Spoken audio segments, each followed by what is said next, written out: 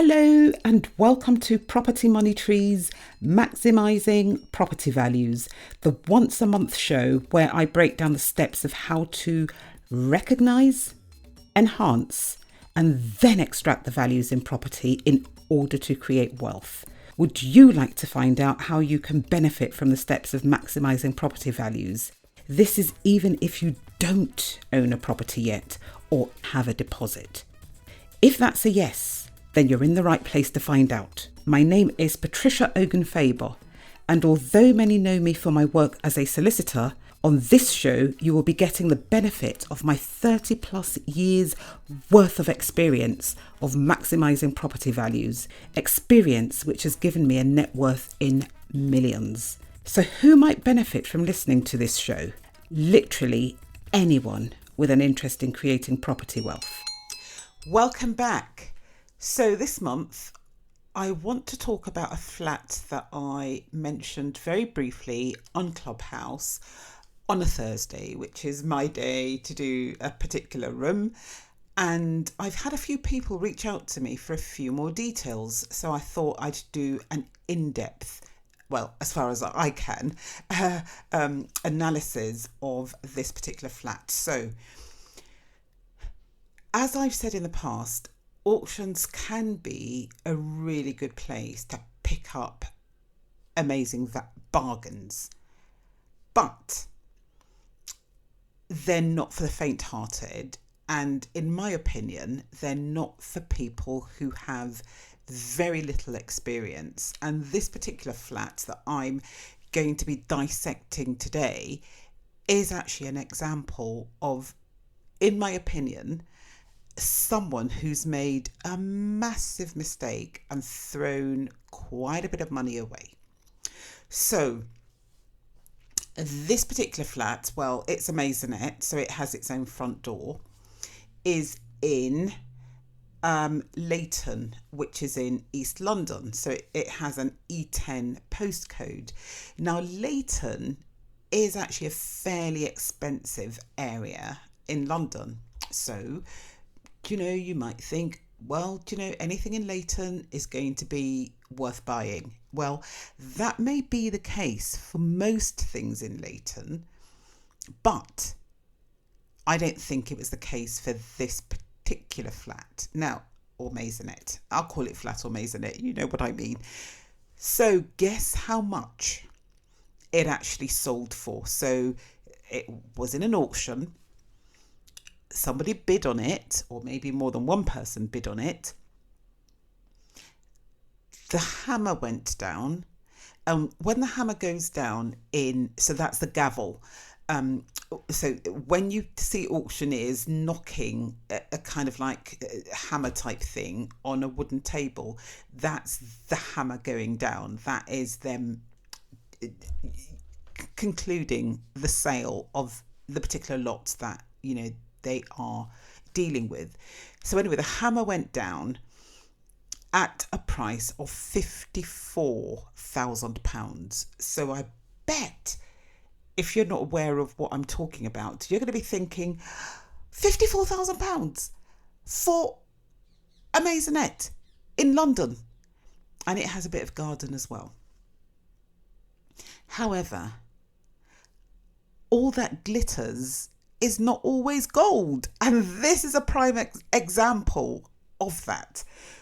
So, and the auctioneer has been very helpful in highlighting that the maisonette has a short lease of approximately 3 months unexpired, and that it's in need of refurbishment.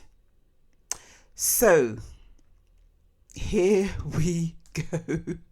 £54,000 for a 1-bedroom. It's a 1-bedroom ground floor maisonette. Private section of the rear garden. So it has a bit of a courtyard. And I'm not an expert with plants, but it did look to me as if there might also be some Japanese knotweed. Now, if anyone knows about Japanese knotweed, I tend to, if I see Japanese knotweed in a garden, although there are treatments for them, I tend to run a mile. And the reason why I do that is that lots of mortgage lenders don't even want to hear about Japanese knotweed.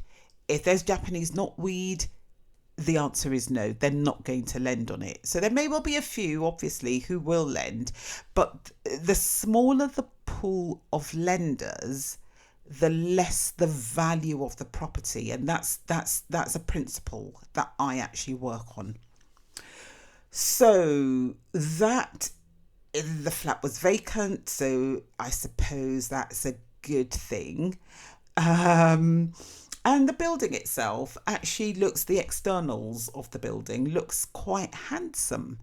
And it would be one of those Victorian buildings, end of terrace. And again, when I see end of terrace, I'm thinking, how can I get anything I buy to an EPCC? If it's end of terrace, it's going to cost me a bit more because it's got more external walls. So with EPCs, you have to insulate to get a C. And when you're insulating the external walls. So if it's a mid terrace, you're just insulating the front and the back. If it's a detached, you're insulating all four sides of the property. If it's a semi-detached, you're insulating all three sides of the property that are external walls. If it's a flat, now the best kind of flats in terms of the cost of getting whatever it is up to an EPCC, the best ones are the ones that are sandwiched between flat or flats below and flat or flats above, and also best either side. So that way you really only have probably one external wall, which could be to the front or the back, it could be both, but you're not having to do the loft, you're not having to do the ground floor, all of those kind of things, which you would do in a house. So in this particular maisonette, it's end of terrace, it's a ground floor flat, so they'd have the ground floor to insulate, and they'd have the front to insulate, the side to insulate, and the back to insulate. So already that's costing quite a bit. Anyway, so this person has bought the flat for £54,000. £54,000. Now, it did have a lease. The lease clearly is about to run out. Now, the seller or somebody had put in a Section 42 notice. Now, the Section 42 notice that was put in said the premium which was proposed was £84,500. Now, you might think that that isn't a bad amount to pay for a one-bedroom ground floor flat in Leighton. And it actually wouldn't be a bad thing to pay, but that premium is highly misleading. And the reason why it's highly misleading is there are certain components that go into how you work out what a leaseholder has to pay the freeholder. And all of those things are set out in Schedule 13 of the Leasehold Reform Housing and Urban Development Act of 1993. Now, that act is going to soon be repealed, or it's going to, it won't be effective fairly soon as the new Leasehold Reform Act comes in, of 2024 actually comes into play. Now, so if I can just summarize, when you're renewing a lease, under the Leasehold Reform Housing and Urban Development Act, what you're doing is you're saying you are relying on a particular section in there that says the landlord, the freeholder, must give you a new lease which will be 90 years more than what you've already got, and that the ground rent will become a peppercorn. So a peppercorn is like, if you think about black peppers, one of those round things, that's a peppercorn. How much is a peppercorn worth? Nothing. So that means effectively that you're not paying any ground rent, but there must, according to legal principles, be consideration for for you to be able to hold the freeholder to the freeholder's obligations within the lease, hence the peppercorn, because consideration doesn't have to be adequate. It just has to be something that you're giving in return for what you're expecting to receive.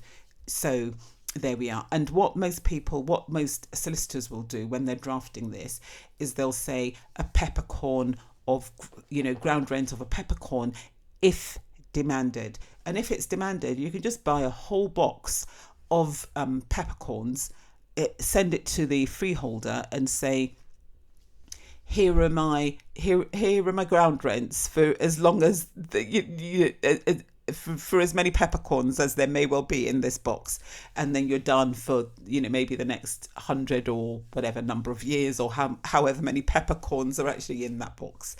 But they never ask, so it really is mute. So I honestly don't know where to start with this, because it is a complete mess. Now, another thing as well, so we're talking about a formal lease extension here, hence the Leasehold Reform and Urban Development Act coming into play, and so you have to abide by the legislation. So the leaseholder serves a Section 42 notice on the freeholder. If it's done correctly, the freeholder then responds to say which parts of the Section 42 notice they agree with and which parts they don't. Now, quite often it's just the premium that is in dispute, and if that's the case, nothing else to worry about. But some freeholders also try to gain an advantage by changing the terms of the lease in a way that the Act doesn't actually allow them to. So again, your solicitor needs to be somebody who is aware of this and who can actually deal with it if that is the kind of freeholder that you are faced with. Anyway, so the freeholder in this case has responded, and they responded on the 11th of January 2024. Now that date is extremely important. They sent it by special. They sent their response by special delivery, so it would have been received on the 12th of January or very soon thereafter. It was definitely received because I have a copy of it, and this was put into the auction pack. Had it not been received, it would not be in the auction pack. Anyway, the freeholder responded and said the bits that they don't agree with is simply the premium. Now, when I was researching this, so I tend to look at properties that have gone in auctions, see what they're selling for, try and get a feel for what's going on in the market. And I came across this one, and obviously the hammer price actually shocked me, which made me look into it in a bit more detail. So I went to property data, which is what I normally do when I'm looking to value properties and do a desktop valuation. And property data told me that that particular flat in an average condition, which we know this one isn't, because we've been told it needs refurbishment, and it actually needs a bit heavy refurbishment actually. But anyway, property data says an average valued flat, and for the purposes of lease extensions, you have to use the average valuation, because the Act ignores any dilapidations. It assumes that the leaseholder will keep the property in a fairly good condition. So that is assumed. You can't argue that. It's going to cost you £100,000 to get it to an average condition. As such, you should be able to knock £100,000 off what might be an average priced valuation. No, you go with the average. So the average for property data was £340,000 plus or minus £20,000. So that gives us a range of £320,000 to £360,000. So what do we have here? Let me recap. Hammer price, £54,000. Property data says the flat average condition is worth £320 to £360. Now, that may well be, but for you as a buyer, you also need to factor in how much it's going to cost you to actually get to that point. But we're still looking at lease extension valuations, for the moment. So 320 to 360 is the range. Now, the freeholder, when they served their counter notice, came back and they said the premium that they want is £365,400. Now, the leaseholder proposed 84,500. The freeholder says no, 365,400. Now, you could buy a done-up flat on that road for less than this, for less than 365,400. So obviously, these are negotiating positions, and the parties normally would talk to one another. There are surveyors, and try and reach a reasonable price that both parties are happy with. But this is what we know as facts, and this is the information that I've been able to lay my hands on. Now, I did say earlier that the date of the counter notice, so the Section 45 counter notice, was extremely important. And the reason for that, so the notice itself was served on the 10th of November 2023, so that's absolutely fine. The freeholder was given until the 19th of January 2024 within which to respond. Again, that's absolutely fine, because they allowed at least 2 months for the freeholder to do that. And the freeholder responded within that period of time. So again, you can give that another tick. Everything is going on fine for now. However, this auction took place in July 24. Now, July 24 is... So it took place, I can't remember what date it was actually. Let's just see. I think it was the 27th of July 2024. Let's assume it was on that date. You will then be able to see, but in any event, whatever date it was, more than 6 months had gone by after the counter notice had been served on the leaseholder. Now, why is that significant?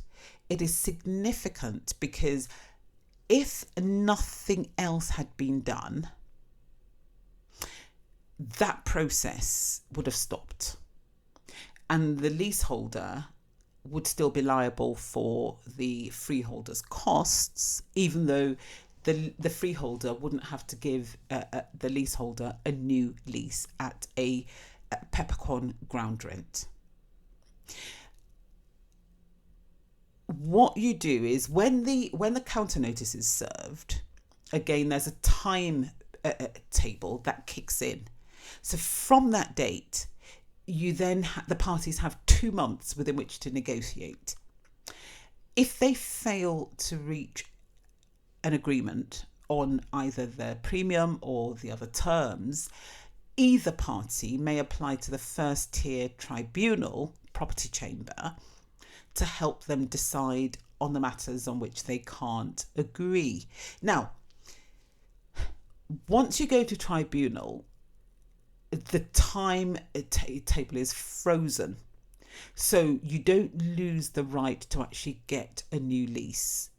It's there until the tribunal actually decides. So then once the tribunal decides, you then have another 2 months within which to conclude all matters. So you've got 2 months within which to try and agree. If you can't agree, either party may go to the tribunal within the next 4 months. So the timetable for keeping a Section 42 notice claim alive is 6 months from the date of the Section 42 notice.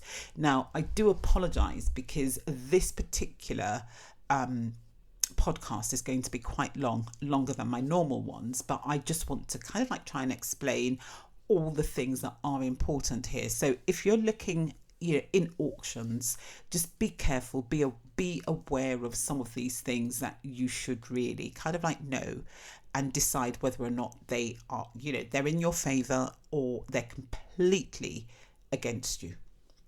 So if no one's actually put anything into the tribunal, this lease is going to run out, period. And the maisonette will just revert back to the freeholder, who then has a free property to do with as he or she wishes. Now, what is also significant is that this property is so run down. Honestly, I can't see how it would cost anyone who is not a builder less than £80,000 to get into a decent condition. I honestly can't see how that would work. There's damp. Okay, damp is not so much a leaseholder's problem unless it's condensation damp. The plaster has fallen off internally. So chances are, if that's happened, you've also probably got some dry rot or wet rot in the floorboards. On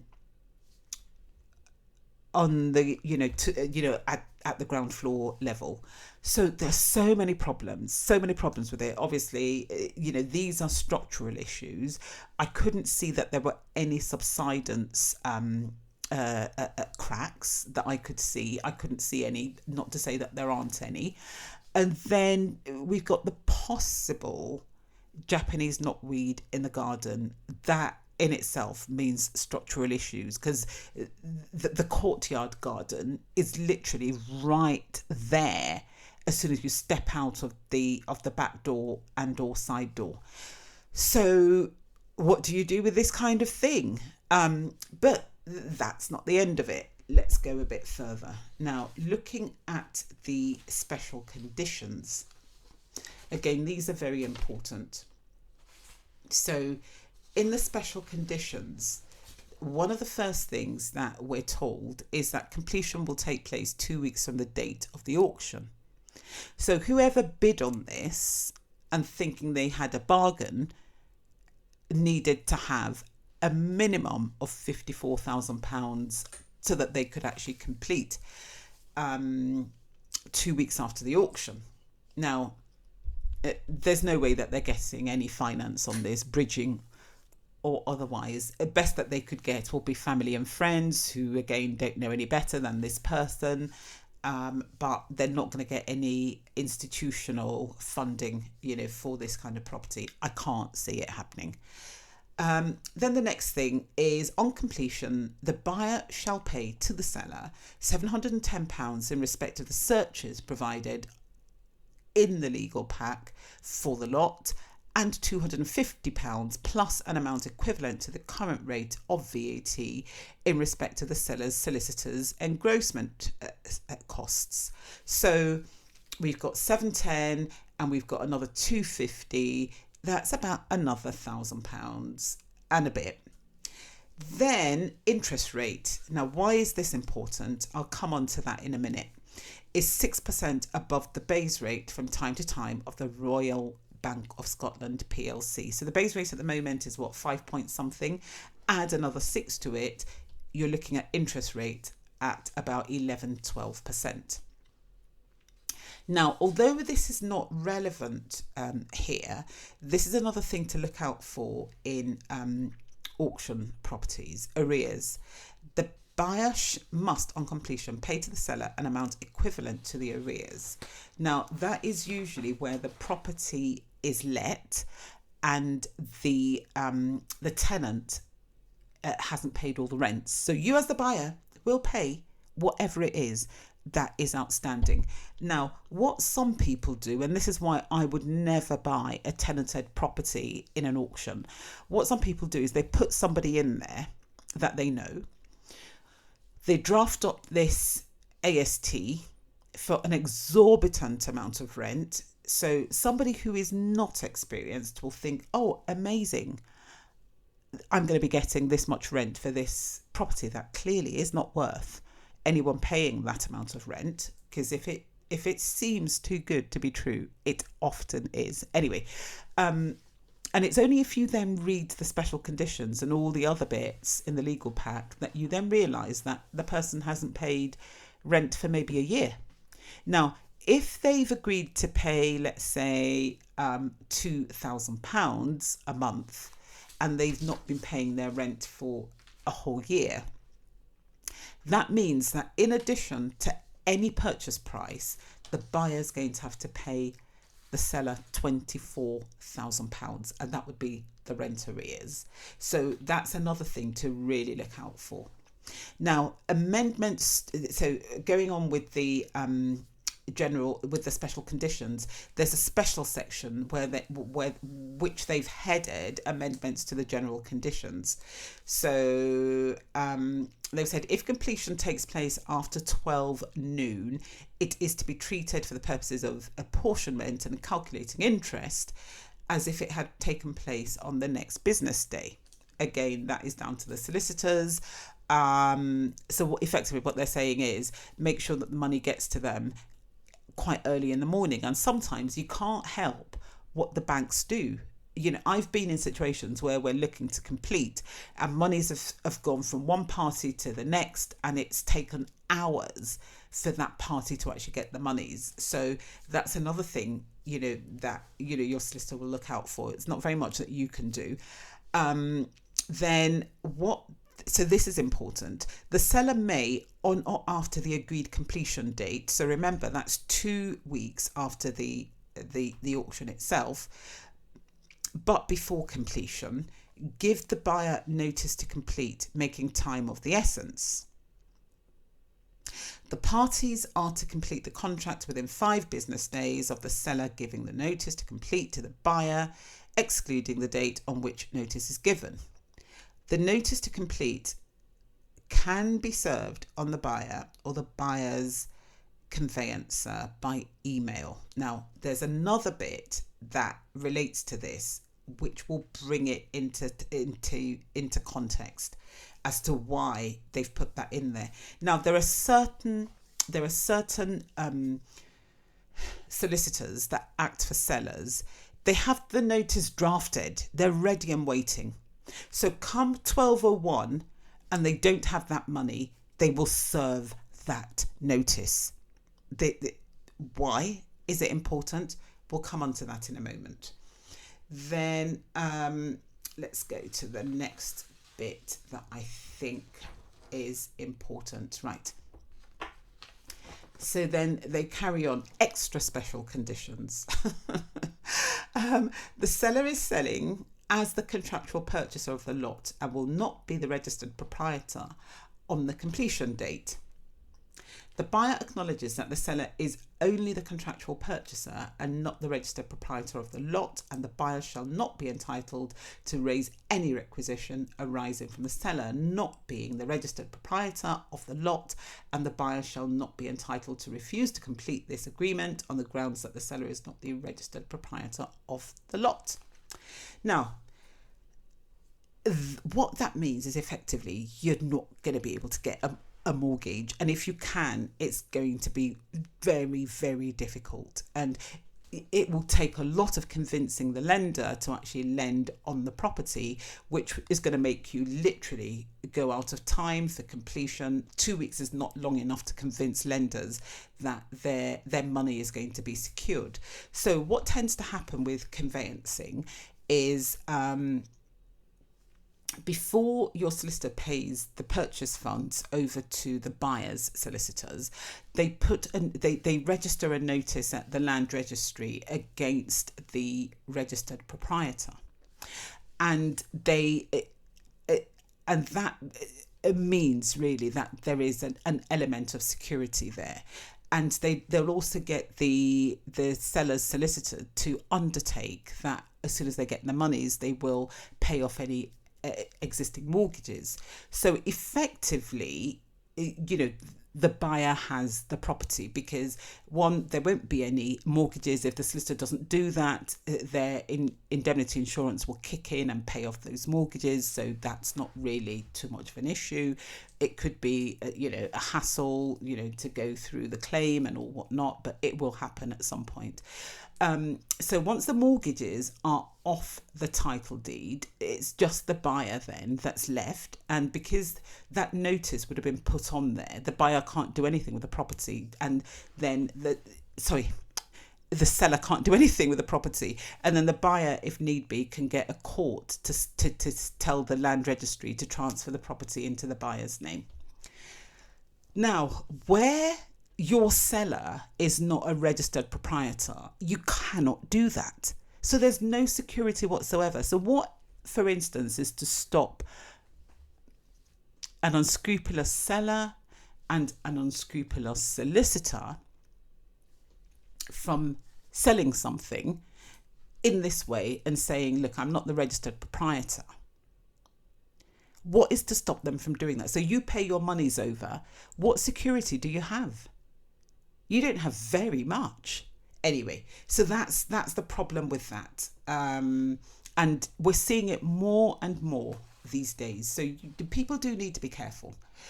Then the next bit, which is not a good thing for a buyer, is so if the buyer shall refuse to complete until the seller is the registered proprietor of the lot, the buyer shall, on the contractual completion date, pay, so that is 2 weeks after the auction, pay the seller the balance of the price to be released to the seller. But why would they do that if they're not prepared to complete? So this doesn't actually make sense. But anyway, this is how it reads. B, an amount equal to the stamp duty, land tax and land registry fees payable by the seller in respect to the transfer of the lot to the seller. So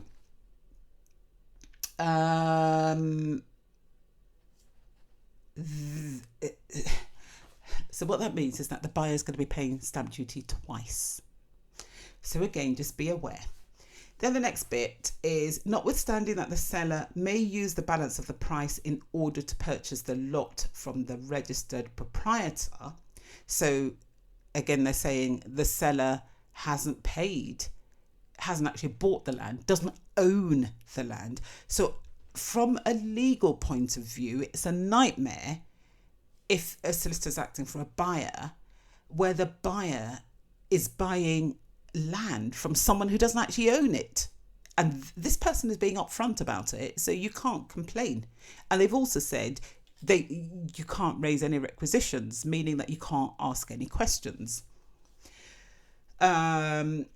So they've said, notwithstanding that the seller may use the balance of the price in order to purchase the lot from the registered proprietor, the seller shall be deemed ready, able and willing to complete for the purposes of serving a notice to complete pursuant to G7 of the General Conditions of Sale. So remember, the seller said that if completion doesn't take place on the contractual date, which is like 2 weeks from the auction date, they may serve a notice. Now, one of the legal principles to serving the notice is that a seller is not allowed to serve such a notice unless the seller themselves is ready, able, and willing to complete. Now, the seller's not going to be ready, able, and willing to complete if they've not actually bought the lot that they're selling. They don't own the land, so they're not ready, able, and willing to complete. So they can't actually serve any notice. And if they do, then buyers will just go back and say, well, you're not ready, able and willing to complete, so your notice is null and void. But this particular thing that they've put into the special conditions means that the notice will be valid, even though they're not ready, able and willing to complete, because this clause says they shall be deemed, and the buyer is actually agreeing to this.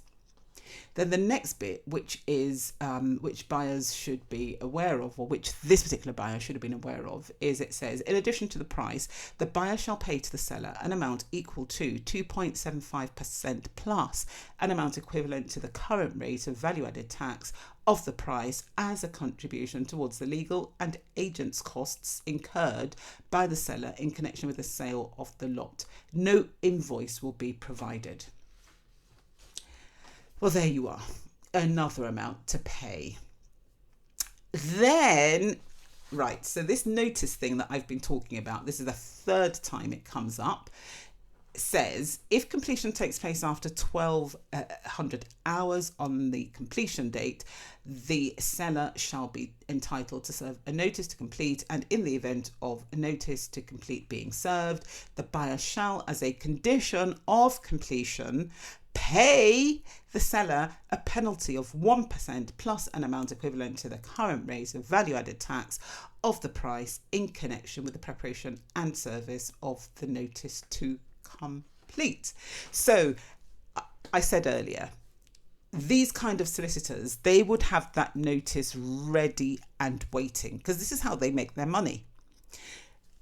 12:01, no money's in the bank, they will be serving that notice. And the minute they serve that notice, the buyer will be liable to pay an additional 1% of the purchase price plus VAT. Honestly, this is, to my mind, a nightmare purchase. But somebody paid or agreed to pay £54,000 for it.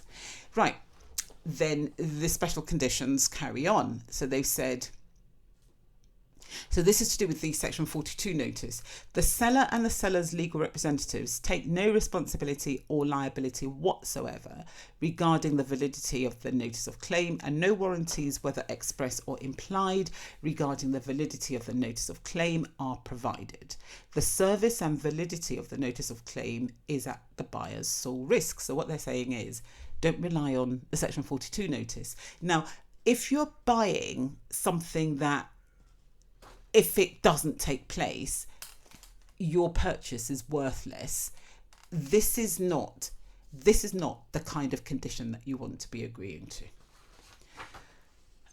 Then they said, if any monies have been paid by the seller to the freeholder or head lessor or any other party in relation to the notice of claim, then the buyer shall reimburse any such amounts to the seller on completion, regardless as to whether the buyer desires the assignment of the notice of claim and notwithstanding the validity of the notice of claim. So what they're saying is anything that they've paid, again, the buyer's got to pay back to them.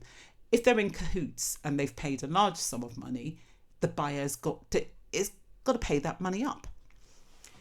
Right. As far as the seller is able, the seller will, on completion, assign the benefit of the notice of claim on completion. It is hereby agreed that the seller shall not be responsible for any claims, demands or losses following the service of the notice of claim, and the buyer shall give a suitable indemnity in favour of the seller in the deed of assignment. Again, what does that mean? If they've messed it up and there are financial consequences, the buyer's going to have to pony up. Right. The next one, the seller has not received any professional valuation advice in respect to the figure of the premium that has been inserted into the Section 42 notice. Accordingly, the buyer shall rely on its own professional valuation calculation in respect to the premium for the lease extension. Next clause.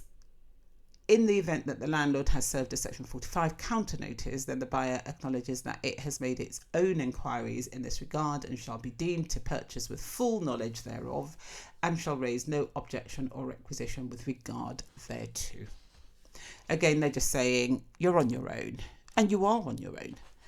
And the last clause is this: if any proceedings have been issued at the first tier or other tribunal, the buyer will take all responsible steps to be substituted in place of the seller as soon as reasonably practicable following completion. The buyer agrees to indemnify the seller for all costs incurred in the proceedings following completion, whether or not as a result of breach of the above clause. So, again, if there is anything that's gone to tribunal, the buyer then has to reimburse the seller for any such costs. Nightmare.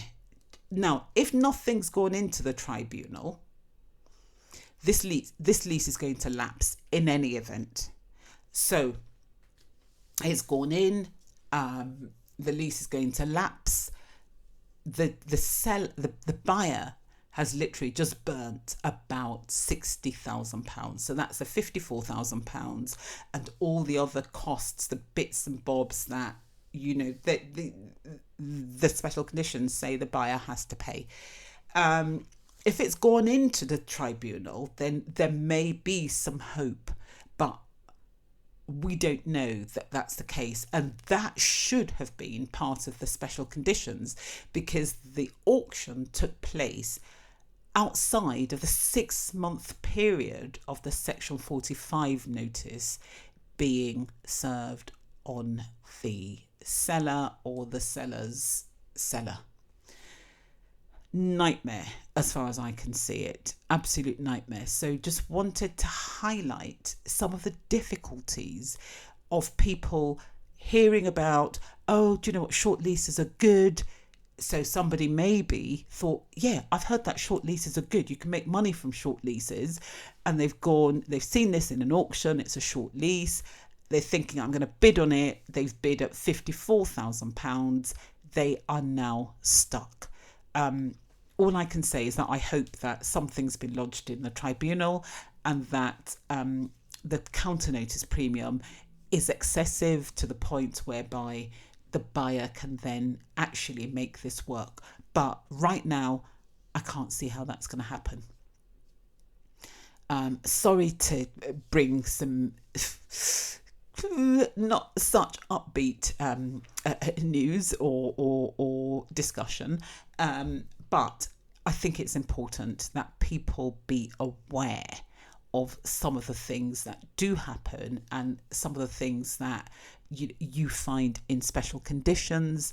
And please, again, anyone listening to this is not legal advice. This is just my own personal opinion, and it's not to say that what I've said is correct legally or otherwise. You have to take your own legal and other professional advice, but it's so important to just be aware of some of the traps of just listening to other people talk and just thinking, yep, that sounds easy, I'm going to go and do it, because there's usually a lot more to these things. And also, you see, for me, even no matter the price, the solicitors involved in this, I would never ever buy anything that they're involved in. There are certain solicitors I don't think those terms are fair, and any solicitor that drafts terms, but obviously they're acting for the seller, that says that the buyer's going to pay any arrears that the seller's incurred before the buyer actually becomes the owner. I just think that is so unfair. I think it's taking undue advantage. It's literally, those clauses are there to trap the people who don't know what they're doing, and I don't think that's fair. So any solicitor that has that in their terms, I will not buy from them at all. I will not buy their client's lot. So again, these are little nuances that people might not be aware of. But anyway, I'm going to close now, and hopefully see you next month.